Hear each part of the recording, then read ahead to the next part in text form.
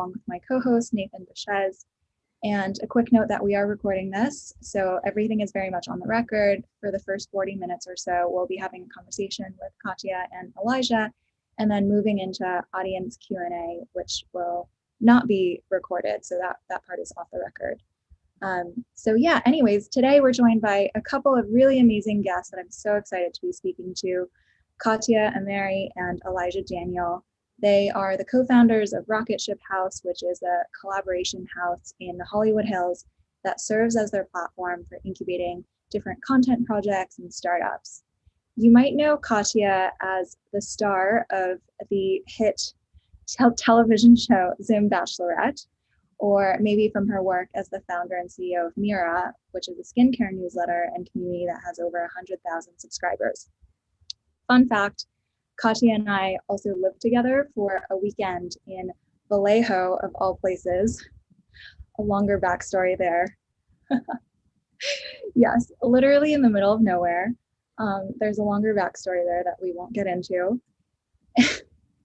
And Elijah is a comedian, rapper, marketer, and creator known for his viral satirical stunts.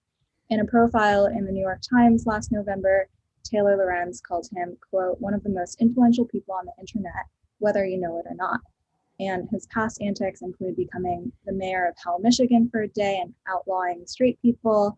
Last summer, he began working with Clash, which is this new short-form video app, and developed The Clash, a reality show starring several influencers, including Claudia Conway. So without further ado, thank you guys so much for being here today. It's great to have you on the show. Yeah. Okay, so today you guys are living together in this mansion that I think has a vineyard, and it's called Rocket Ship House. Has a vineyard? What? My God. But isn't it also like in like Beverly Hills or something, or like Hollywood area? 1 acre in Hollywood with a vineyard. It doesn't get more. It's an expensive. That's pretty fancy. Maybe if this interview goes well, we'll get an invite or something.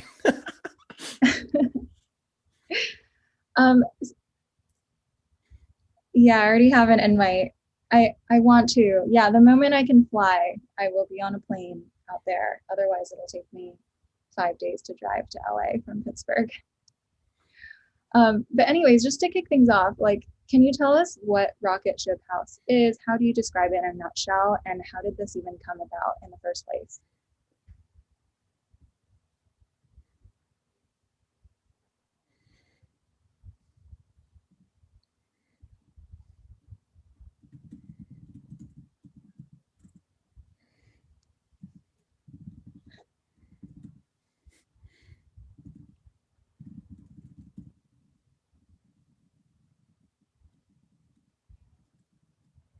Yeah.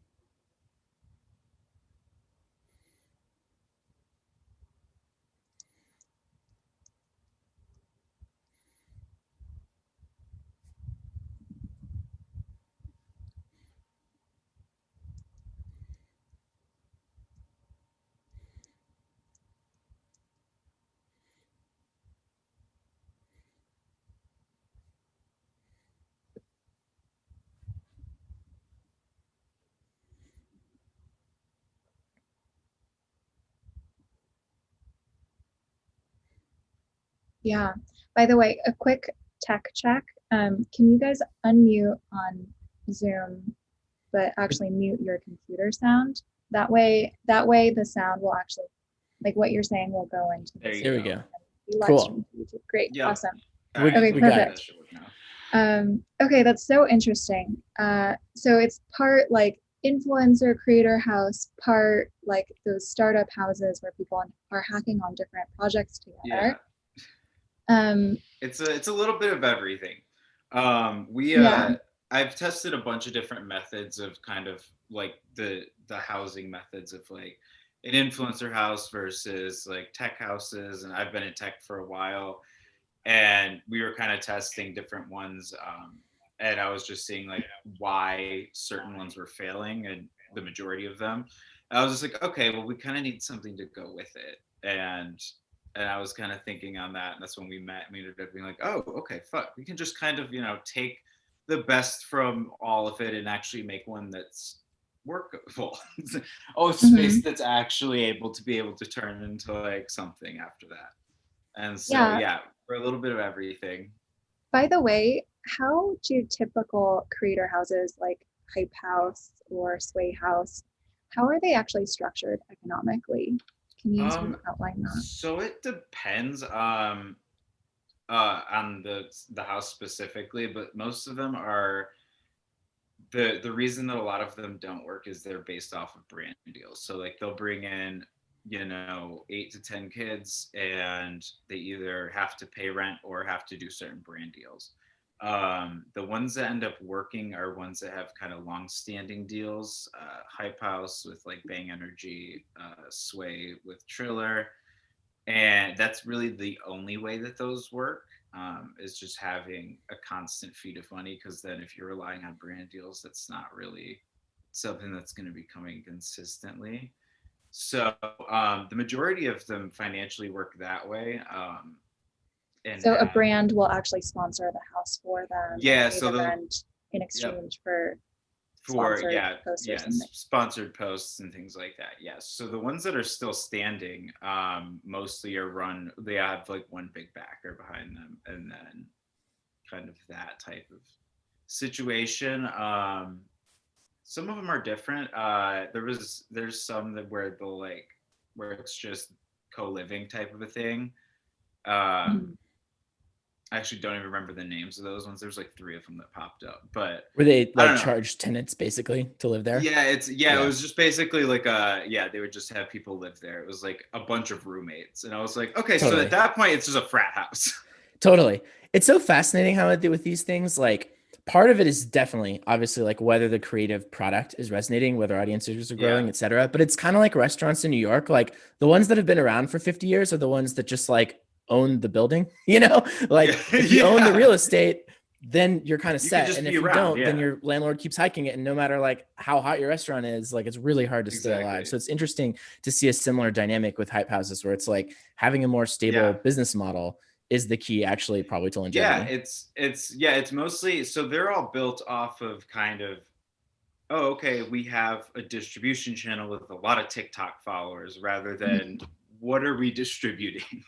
Right. So it's like, that's great that you have a fuck ton of followers, but what are you doing with them? So that's why, I mean, like the majority of them that I've seen kind of like either fail or go under is because they're reliant on brand deals, or they were reliant on just one company and that company decided to go away and they didn't like try to diversify anything that they were doing really. Got it. And so what is the business model for Rocket Ship House? It depends. It depends on the project. Yeah. So sorry, I'm still getting the hang of the audio here. So what is the business model? That's a great question. So we're taking our time to figure that out. We're bootstrapped, and like because of that, we have the luxury of being able to like really figure out like what is ultimately going to be the business model that works for us. Are we going after, are we trying to be more like an Atomic Labs? Where it's more like top-down creation? Is it more of like a traditional incubator, like that we're all used to? Are we is it something else? Is it something more similar to Mischief? So we're playing around with that. So we have a number of projects in our pipeline, and part of what we're testing is not just the idea, but also the model. And yeah, so we're trying a little of all of that right now, and we're keeping it super fluid so that we can figure out like what is the best structure. We played around with some like traditional management. Yeah, so we've learned a lot so far. We're literally only been around for like 2 months, 2.5 months, and we've already played around with a couple of these models, and which is kind of insane, like 60 days. Yeah, so it's happening, and like I don't think anyone's quite cracked it quite yet, like what's happening in these next gen houses. I think it's a super interesting space to watch, and I think like there are like a number of different avenues that you can go down. Does it ultimately become community based, like a WeWork? Is it something else?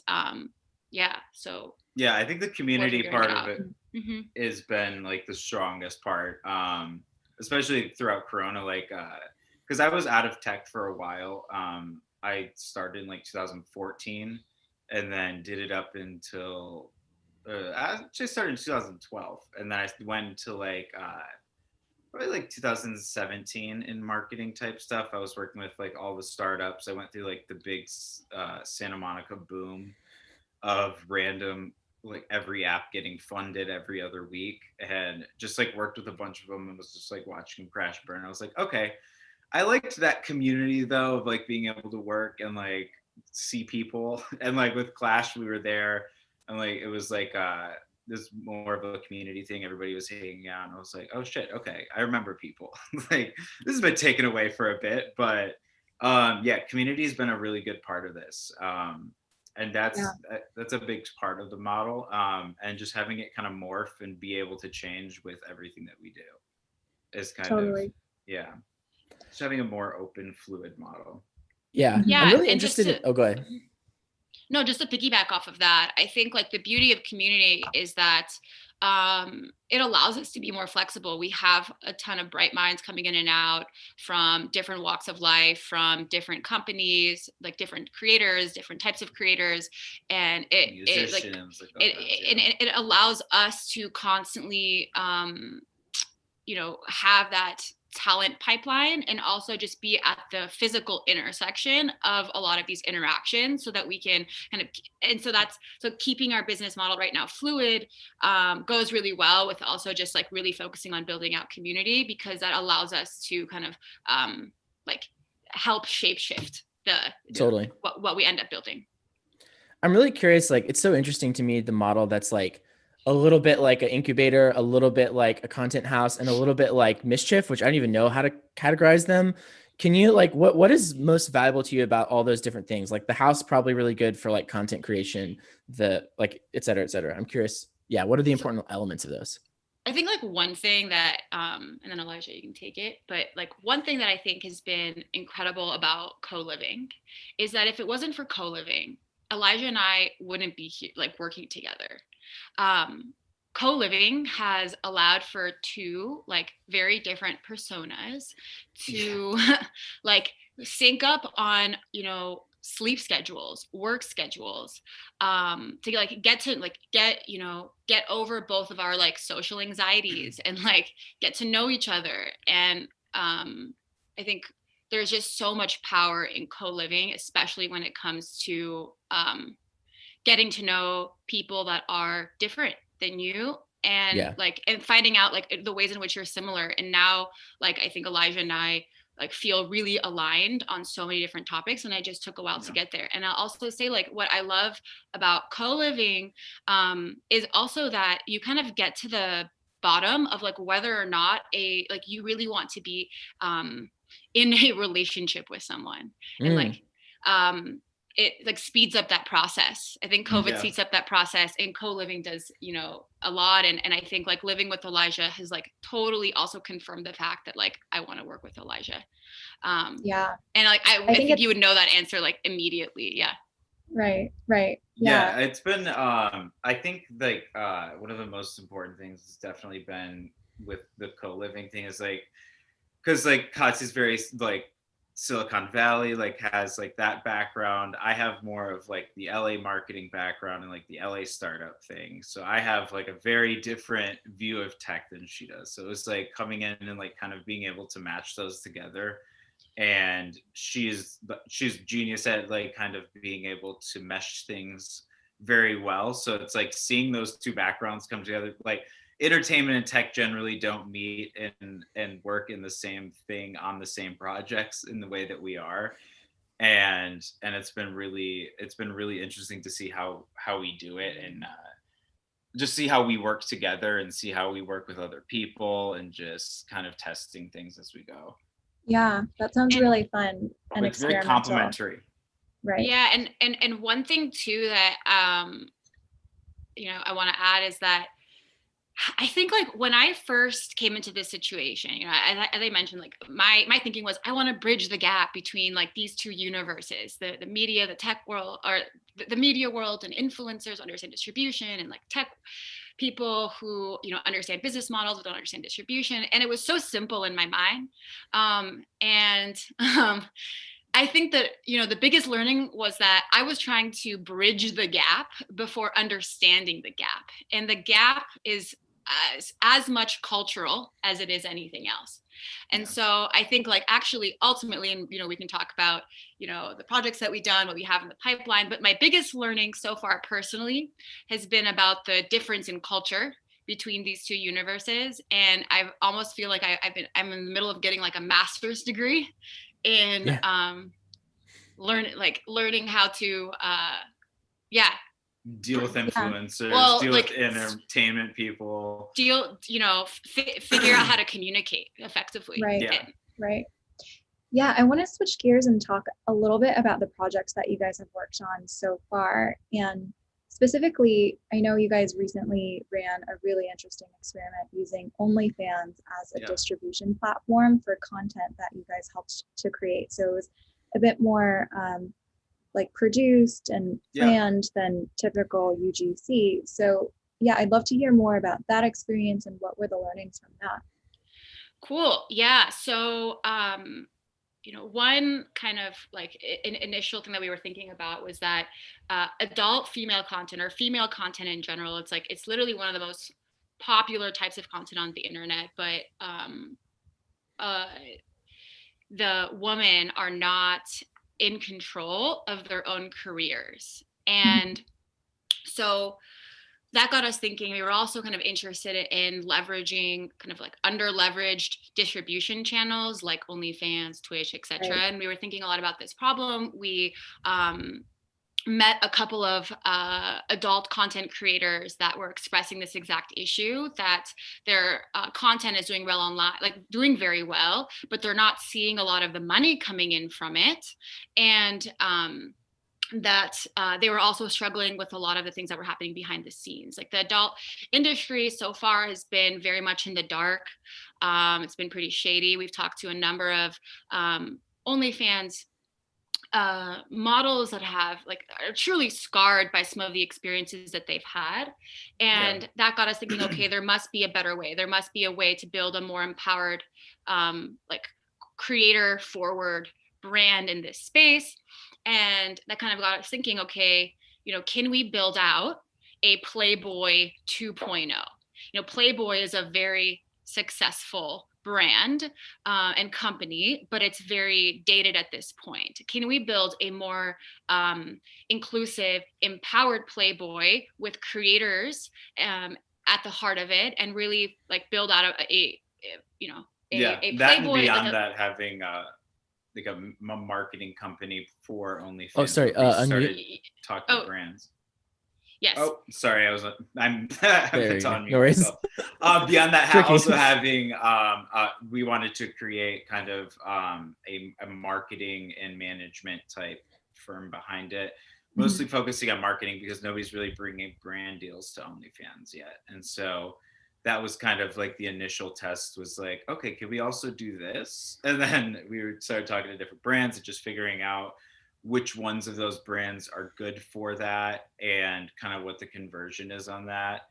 And found some very interesting things that we're launching with. So it was a very good experience for a couple 30 days of just kind of trying out the platform, getting a hang of it, and then like, figuring out how to move forward and what are the best ways to move forward on the platform and how to like help the people that we were actually working with move forward. Yeah. Yeah. So like piggybacking off of what Elijah said, we were really thinking, okay, how do we build this, brand creator first? And a big part of that was also building out an OnlyFans like marketing arm. A lot of another thing that we found is that a lot of these content creators are struggling finding brand deals because a lot of brands don't want to work with them because it'll tarnish their brand. And so we were thinking a lot about, okay, like how do we think about like creative monetization in this space first? And ultimately, like we ended up building out like an agency model behind the scenes. And, after a while, we kind of came to the realization that an agency model isn't the best way to serve creators. We can kind of talk about why. And we had a number of learnings from that project that, we ultimately ended up deciding to like discontinue the villa the way it was. But we are now incubating a couple of new OnlyFans projects with the learnings that we've had there. And kind of thinking through, okay, like we don't believe in the agency type model. What do we believe in? How do we create a like actually a platform that solves for some of the issues that we found that agencies had, and like solved for a lot of the problems that creators were having. And so we have a couple of those in the pipeline. And something else that we also tested too was like, how do we incubate projects? And one of the things that we found too was that like if you have too many voices at the table early on, that kind of slows down your ability to be able to pivot quickly. And so that was, a big learning for us. It was our first project. And so, we also learned a lot, not just about OnlyFans, the creator economy, but also like, how do we incubate ideas? Totally. Yeah. It's fast. Oh, go ahead, Lee. Sorry. I was just going to quickly say, choosing OnlyFans as a new distribution platform for a content company is pretty unconventional still, right? Because the platform doesn't have a discovery mechanism. There's no feed of content that you can really leverage to get your content discovered. Yeah, that's what we wanted to go in and kind of like, I mean, I have a lot of friends who are OnlyFans models. So it was like, okay, what can we go in and like fix? Like, what can we go in?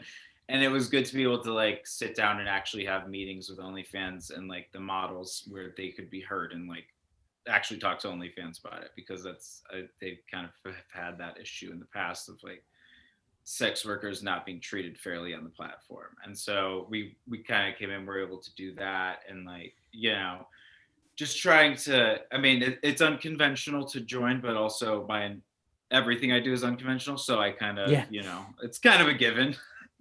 But it being unconventional is also great because that means it's just untapped and people are just too scared. As soon as somebody breaks into it, then the floodgates just open.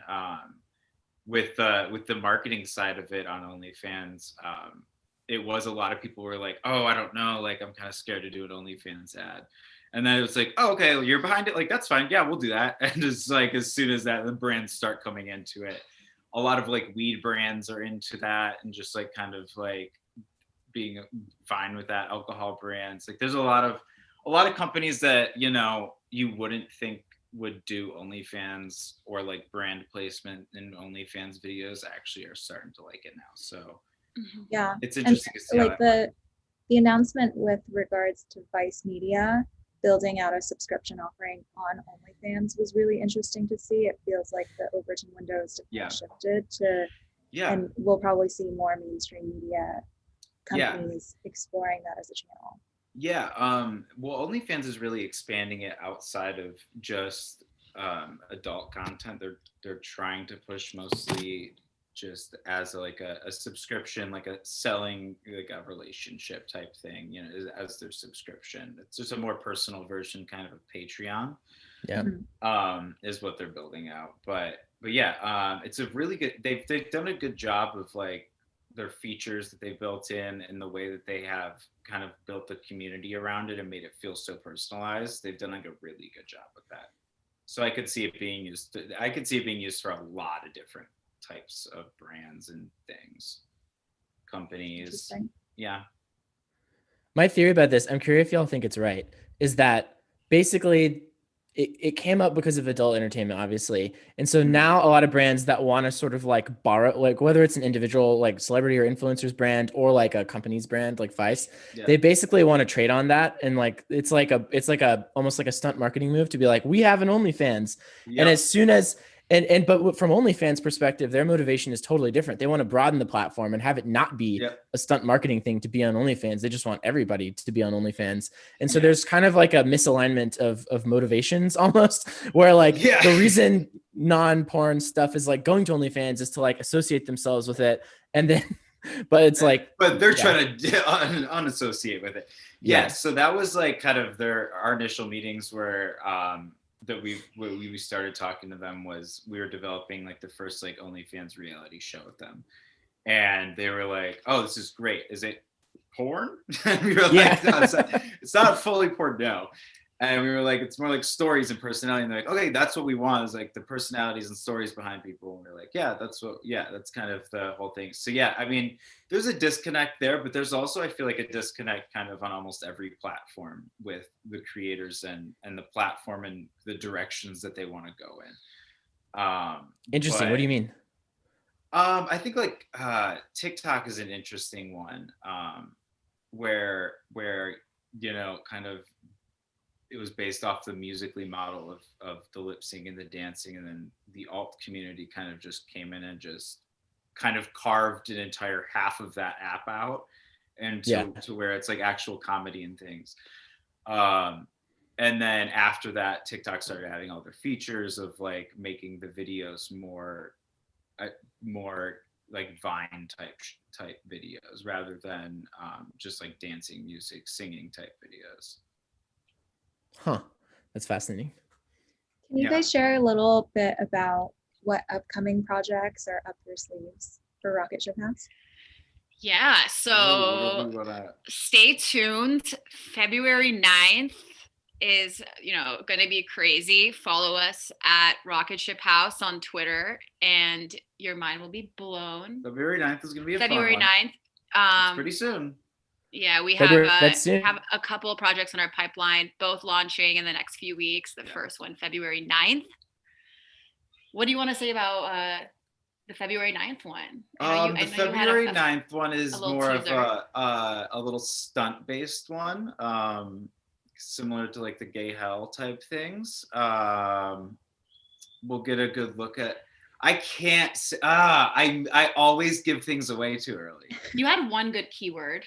I did have one good keyword. We'll say it. Well, it has. Was this the one that you told me beforehand? Yeah, you have that prized information. Yeah. Everybody else who's listening, so everyone can try and pry it out of me. I want to get hacked now. It's somewhat of a parody of Mr. Beast. We'll go with that.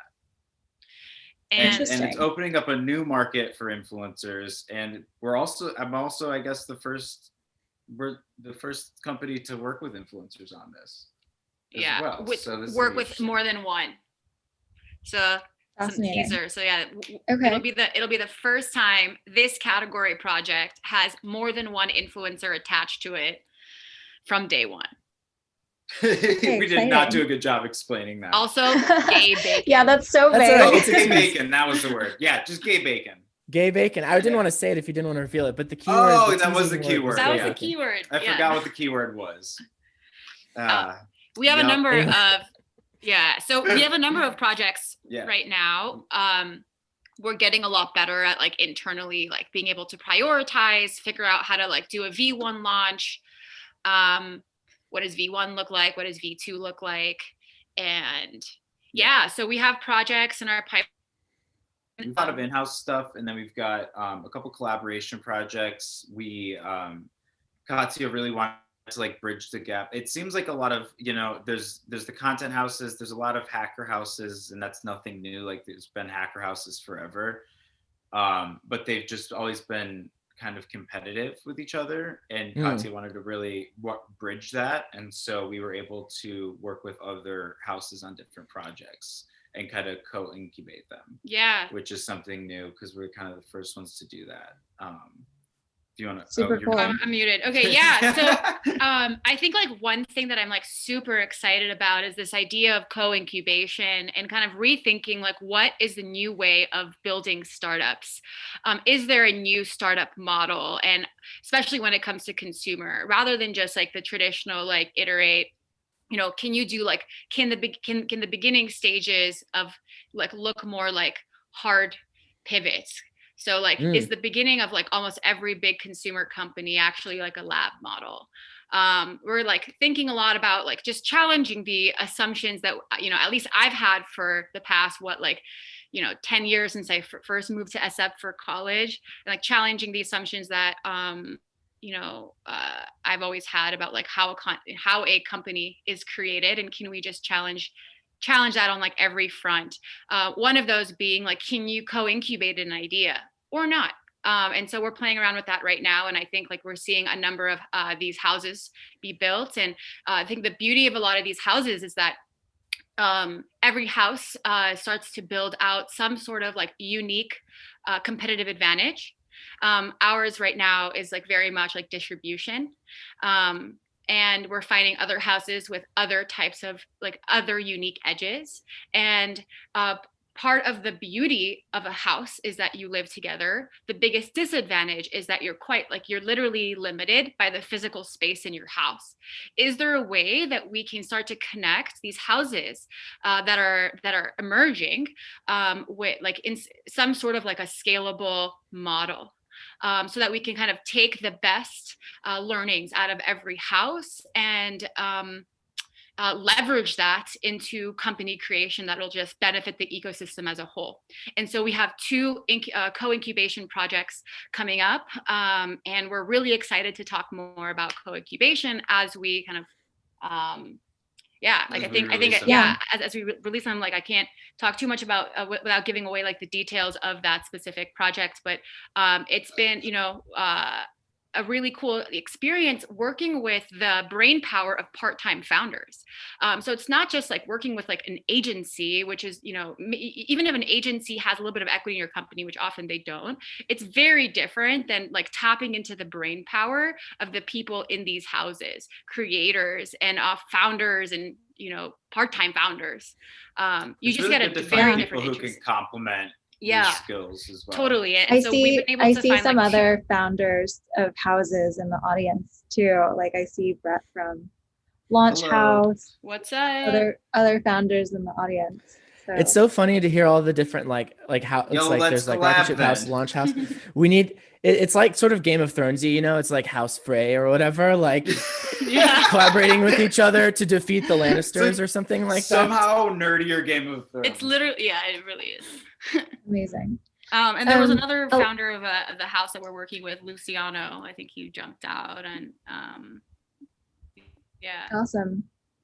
Well, really exciting. We'll definitely stay tuned for those future launches of various projects. But I wanted to ask Elijah, so you have a long history of making really viral content on the internet.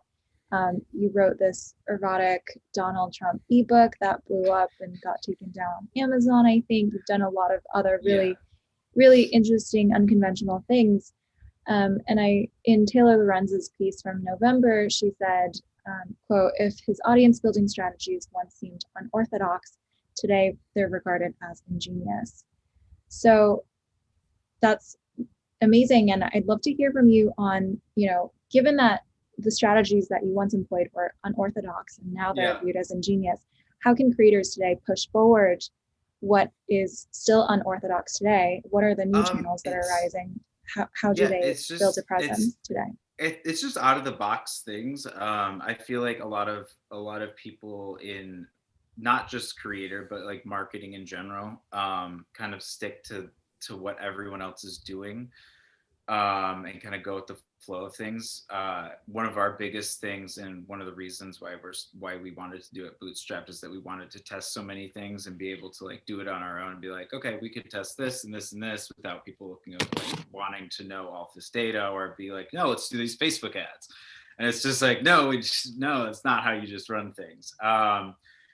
A lot of it was like unconventional, but that was kind of the purpose behind it. It was I knew that would get attention for it. Those are just quick, easy booms, and then it would be there was something kind of behind it, or it was like a political stunt movement type thing. Going forward, it's just, I mean, there's a lot of there's a couple influencers that I see that are like really pushing the envelope with it and just like kind of stretching out what they can do and like new things that they're working on. Who are those? Brianna Salaz and Storm Ryan are two that are very good at their style. Ryan has like a clothing brand created like fully like custom, like it would be like denim jackets that are like hand sewn and painted and stuff. The one he was wearing the other day was... Yeah. Oh, Yep. yeah. Oh, sorry, I was muted. I was saying we were with Storm the other day and he was wearing the coolest outfit. I didn't know he made it. That's awesome. Yeah, so he's able to like it's kind of like expanding just out of the one thing that they're doing, and it's just like knowing that they don't have to have a bunch of people holding their hands through it, and just like, okay, yeah, I can do this on my own. And the majority of my stunts have been like in each field. It's been in music, it's been in books, it's been in TV, just like kind of anything I wanted to do. With music, I was like, okay, you can get a Billboard #1 album. It's not that hard. And then I had the first #1 independent album of the decade last year. And I was just like, off the dumbest shit. And I was just like, it's not that hard to do these things. Like anybody can do anything. It's all just, you know, if you're willing to do it and how you do it.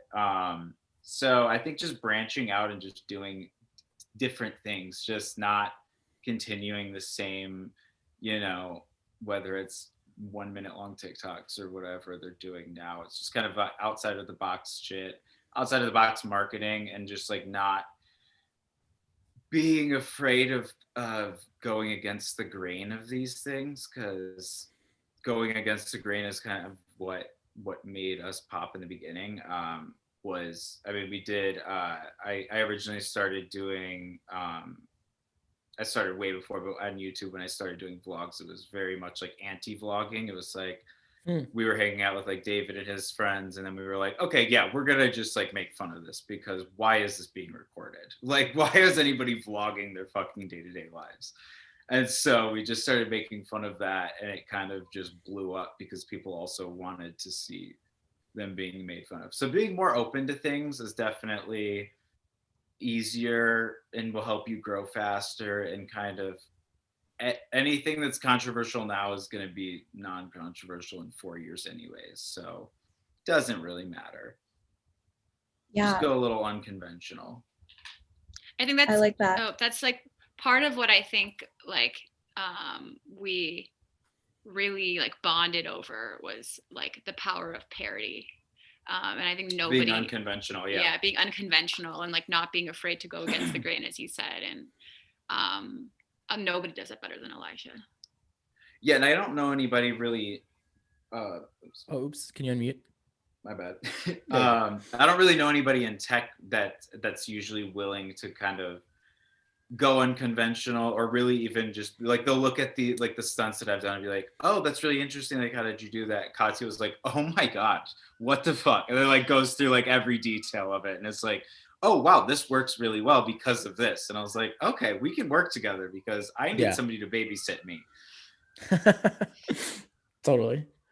Amazing. Well, during the last 20 minutes, I'd love to switch it over to audience Q&A, bring some people up here on stage, take some questions. And thank you so much for doing this episode with us. And by the way, for those of you guys who are interested in following more creator economy news and Nathan and my takes on everything that's happening in the world, from Twitter acquire and review to what other stuff have we covered, like Vice going on OnlyFans, like creators revenue, like portfolio and how they're actually making money.